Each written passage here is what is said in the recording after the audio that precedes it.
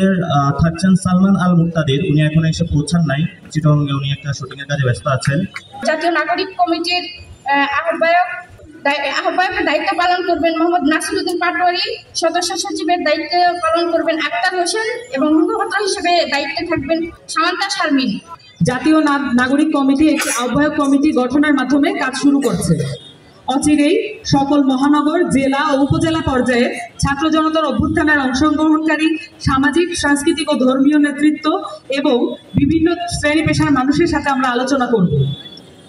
তৃণমূল পর্যন্ত এই কমিটির বিস্তৃতি ঘটানোর মাধ্যমে আমরা ছাত্র জনতার অভ্যুত্থানের শক্তিকে সংহত করে বাংলাদেশ রাষ্ট্রকে পুনর্গঠনের লক্ষ্যে কাজ করে যাব। আহ্বায়ক কমিটির প্রাথমিক কাজ: ছাত্র জনতার অভ্যুত্থানের মধ্য দিয়ে প্রতিফলিত হওয়া সামষ্টিক অভিপ্রায় ও গণতান্ত্রিক আকাঙ্ক্ষাকে সমুন্নত রাখা, ছাত্র জনতার উপর সংঘটিত নির্মম হত্যাযজ্ঞে জড়িতদের বিচারের আওতায় এনে শাস্তি নিশ্চিত করার লক্ষ্যে প্রয়োজনীয় কর্মসূচি গ্রহণ করা,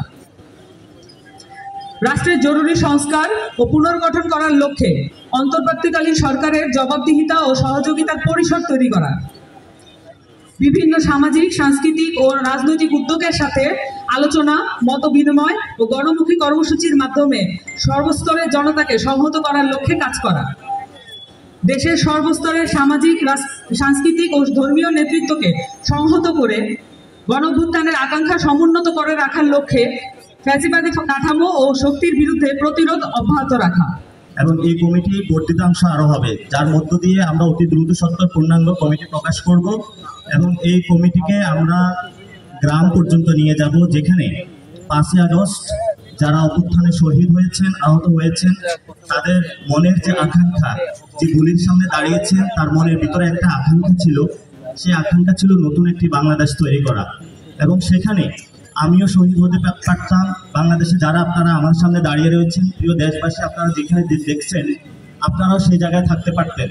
তো যিনি জীবন দিয়ে গিয়েছেন, তিনি বাংলাদেশের প্রতি এক অমূল্য সম্পদ আমাদেরকে দিয়ে গেছেন। এই নতুন বাংলাদেশটা আমাদেরকে গঠন করতে হবে এবং আমরা তরুণ প্রজন্ম এবং ছাত্রদের মধ্যে যে একটা ঐক্যবদ্ধ শক্তি রয়েছে, সেই ঐক্যবদ্ধ শক্তিকে নিয়ে আমাদের রাষ্ট্রের যে পুনর্গঠন রয়েছে, সেটাতে আমরা আমাদের বিনিয়োগ করব।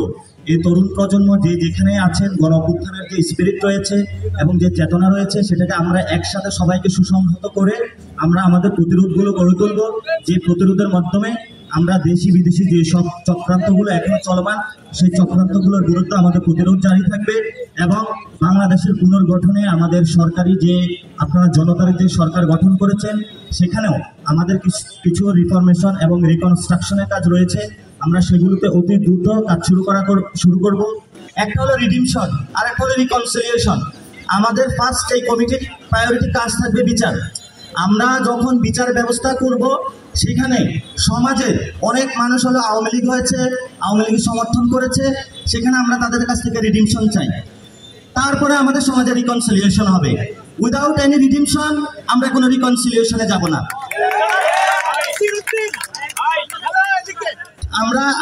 আমরা আজকে কমিটি শহীদ মিনারে ঘোষণা করলাম।